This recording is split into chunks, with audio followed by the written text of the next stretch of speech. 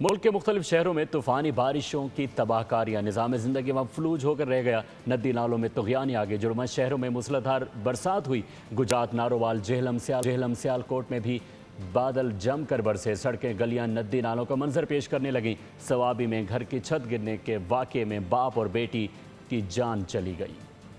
Monsoon کے heavy spell نے تباہی مچا دی۔ ملک کے مختلف شہروں میں طوفانی بارشیں، ندی نالے بکھر گئے، نظام زندگی درہم برہم ہو گیا۔ اسلام آباد، راولپنڈی میں دھواں دھار برسات کا سلسلہ وقفے سے جاری۔ گجرات میں 176 ملی میٹر بارش سے شہر ڈوب گیا۔ نارووال میں بھی صورتحال ابتر، پانی گھروں اور دکانوں میں داخل۔ جہلم میں بھی نشیبی علاقے زیر آب آ گئے۔ سیالکوٹ میں بھی سڑکیں اور گلیاں ڈوب گئیں۔ منڈی بہاؤالدین میں بھی جگہ جگہ پانی جمع۔ اٹک میں بھی سڑکیں، گلیاں تالاب بن گئیں۔ وزیرآباد میں موسلادھار بارش سے جل تھل ایک ہو گیا۔ صوابی کے علاقے آزاد خیل میں بارش کے باعث گھر کی چھت گر گئی۔ باپ اور بیٹی لقمہ اجل بن گئے۔ ماں اور بیٹا شدید زخمی۔ چارسدہ میں بھی ہر طرف پانی ہی پانی۔ محکمہ موسمیات نے بادل برسنے کا سلسلہ 21 اگست تک جاری رہنے کی پیشگوئی کر دی۔